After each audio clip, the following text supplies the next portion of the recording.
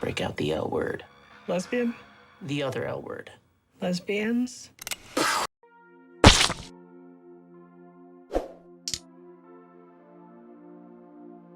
That really hurts. Ow. Greetings everyone, and welcome back to Nerddom. My name is Matt, and today we're going to be discussing Scott Pilgrim Takes Off, the new animated series on Netflix. So yes, I've been seeing a little bit of discourse about this show before it even came out, I believe, or right when it came out, talking about spoilers in 3, 2, 1, talking about how Scott dies in the first episode. Now, I am, a little bit of history about me in this, I am a huge fan of the original movie from 2008, around there, Edgar Wright's film, Michael Cera. I saw that movie alone back in the day in the theater, and I was just floored by the quality of a movie that I was watching. It had a bunch of, of course, the references that we all know and love from the, late 80s, early 90s, but at the same time it had a lot of heart. It had a lot to say about dating in the early days, dating in your teen years, in the early 20s. It really resonated with me. It's probably one of my favorite movies. Yeah, probably one of my favorite movies. If Collateral is my favorite dramatic movie, this one's probably my favorite actiony, goofy, lighthearted, but still has a little bit of soul in it movie. Now, I have not read the comics. I am interested in reading the comics and seeing the differences between the movie that I love so much and the original story as it was intended by the dude who wrote it. Even though I know he was very heavily involved with the movie, with Edgar Wright. Let me know if you think I should be picking that up. I bet there's a collection out there I can probably just go buy. When I heard about this animated show coming out with the cast of the movie all voicing their characters again, all jumping back into those roles, I was actually pretty stoked, but I did lose track of it, and I forgot that it was coming out until I started seeing all the online discourse. And again, spoilers, talking about how Scott dies in the first episode. So that made me intrigued, maybe a little mad at first. He is the title character. He is the sole purpose of the story, so I thought. So I was confused, and I saw all the anger, all the stuff. But then, I wanted to watch it for myself, as I always do. I see what other people say, and most of the time I try to avoid what those people say. That way there's nothing in my brain when I watch the content. But with that in the back of my head, and I watched the show, each episode is around 20 minutes. Not a lot of time investment here, 22 minutes per episode with 8 episodes. So pretty fast watch. And episode 1 is very close to the movie, very close to the original story from what I understand. The difference is in the first battle, Matthew Patel, he, in this one, apparently loses. I'm a big fan of Evangelion. Now, there's a lot to say about the original series, the ending of that series, the movies, the end of Evangelion, and then the rebuild series of movies from Evangelion. So I'm kind of intrigued by these different universes, by these different choices that these characters make, or differences in story that happens. Because me personally, I don't want a rehash of the same story from the movie. I've seen it. That's the movie. So I was kind of expecting the rehash. I'm like, okay, let's see how it is. Maybe the animation, the art will carry it, but it's different. It's a different story. And from what I'm feeling from this one, it's an older writer. It's a more mature writer, and he is looking back on his thoughts as a younger man and his younger relationships, and kind of now looking back on it and being like, that's not the way that things should work. Relationships are not this way, they're more like this way. But in the end, spoilers, you can still have that same love for somebody. It's just that the relationship matures, it changes. And a lot of times, like in the 20s, you really are fighting other dudes. It feels like maybe you're fighting other dudes, and you still are. I mean, you got to keep them every day, I guess. It's more of a mature take on relationships later on, but you do figure that out with Scott, that he is older, crustier. But the interesting part was Ramona and her character. Like, the question was never really asked, why does Ramona have 7 evil exes? You know, what did she do? Not saying it's her fault. It's probably sounds like it's both her faults, really. But it does sound like she walked away from a lot of these relationships, and there's a reason for this spurned feelings that these characters have. So that was a really interesting take, and I liked that because it was different than the movie, and it was asking that question. So with Scott missing, Ramona does take center stage for episodes 2 through 6, I believe, with 7, Scott coming back and explaining where he's gone. So for 2, 3, 4, 5, and 6. So hour and 20 minutes you're with Ramona, learning as she interacts with some of her exes. And with this branching storyline from the original, you kind of see these characters go through different interactions in different scenarios. For instance, Matthew Patel now believes that he is powerful enough to run the League of Evil Exes. That's kind of hard to say. League of Evil Exes. God, maybe I'm just stupid. Dumb. Nerd dumb. So he has a really cool fight with Gideon, and Gideon loses. So now Matthew Patel is in charge of G-Man Corp, of G-Man Media, of all this stuff.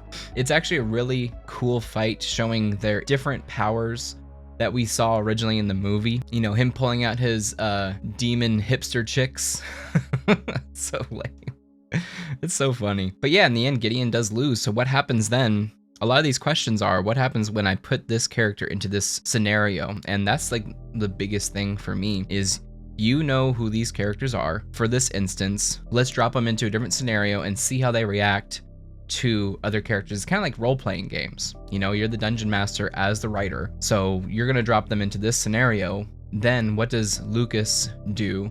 What does the vegan do in these cases? So I found all of that. I really did like how Ramona did look at herself, look into her past, and when she's telling the story of the Evil X, kind of thinking why. She has a really good episode with the female Evil X, I forgot her name, and she did mention how she left her in college, and she was saying she was bi-curious. That was the joke in the movie, but what she didn't say in the movie was how she left. So why did this young lady become an Evil X? It's because she felt like they had something, and while she was leaving the dorms, she said nothing, like it meant nothing. She was just another nobody, nothing, nobody. That does hurt a person.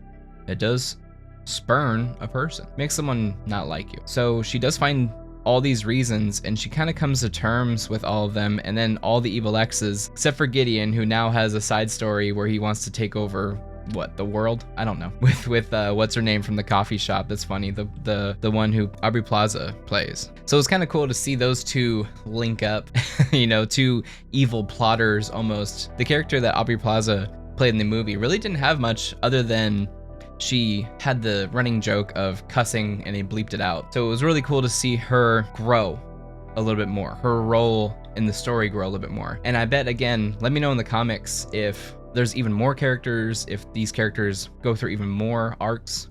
Would love to love to read that. So after all the interactions that Ramona has with her exes and all the things change, also Knives and the lead singer of Sex Bomb are, you know, writing music. Knives kind of becomes a musician, and she becomes something else than just, you know, the 17-year-old obsessed over Scott kind of thing. And again, it was cool to see what she would do in those situations. She did react to Ramona originally in the church scene, how she would in the movie, you know, you took my boyfriend, like at the very end of the movie. But you do see her change from that and interact with the rest of the band.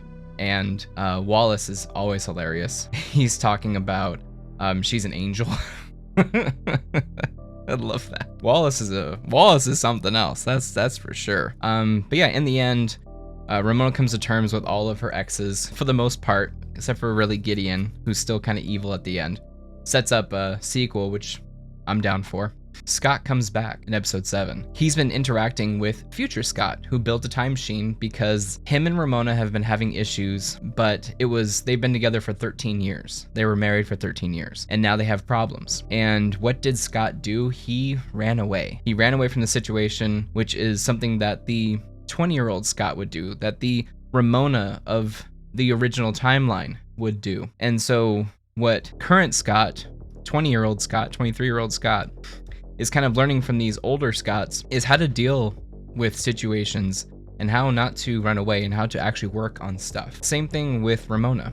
She was the one who was originally running away from the interactions rather than dealing with them like a mature person. So it is really cool to see the younger Scott rebuke these older Scotts, because this is the why in the road. This is him choosing a different path. And with time travel, you know, these other Scotts maybe shouldn't exist. Maybe it's not those time travel rules. I'm not sure. But as soon as he gets back, there are actually nanomachines that are stopping him and Ramona from kissing. So we were like, I thought everything was cool. It turns out there's an even older Scott who 10 years after 23-year-old Scott left him in his like 30s, he is now like 60, and he's been training and he's huge, and he's gonna take it out on Scott, Ramona, everybody. Luckily, Ramona from the future comes in, doesn't save the thing, but she talks to him. She said, like, we had one fight and you haven't talked to me in 10 years. So again, it's all about communication. It's all about, you know, maturing into these roles, into maturing into these people who you're supposed to be. Her and past Ramona then link up into a super spirit. I don't understand why, but it kind of resets everything. But Scott in that moment does rebuke older Scott and says, I am not going to become you. So it's almost like he's interacting with like a father figure, and he says, I will not become you. You know, so I liked the message of the story. I liked the maturity of the message, and at the same time, the animation is great. The acting is great. The art of it is awesome. When they do the out of focus, instead of it just being a blur, it's kind of a multiply on it. They multiply the image and then they move it just a little bit, kind of like the RGB effect that you get when you split the color. You get that a little bit, and that's the blur that they're using.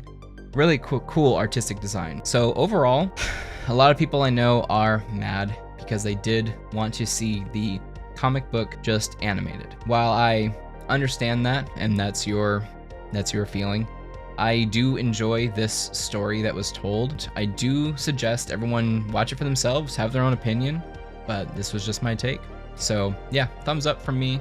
Cool story. The music was really solid too. Very good quality. Yeah, Michael Cera doesn't sound the same though as in the 2008, does he? He sounds a lot older. I can tell. You know, he's not this voice back in the day kind of person. He's a little bit more older. I think he's a little bit older than me.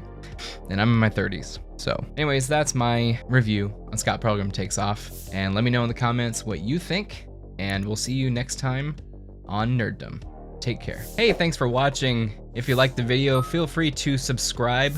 Also, hit that thumbs up button. It really does help us out here at the channel. If you didn't like it, I appreciate you watching so long and hope you have a great day.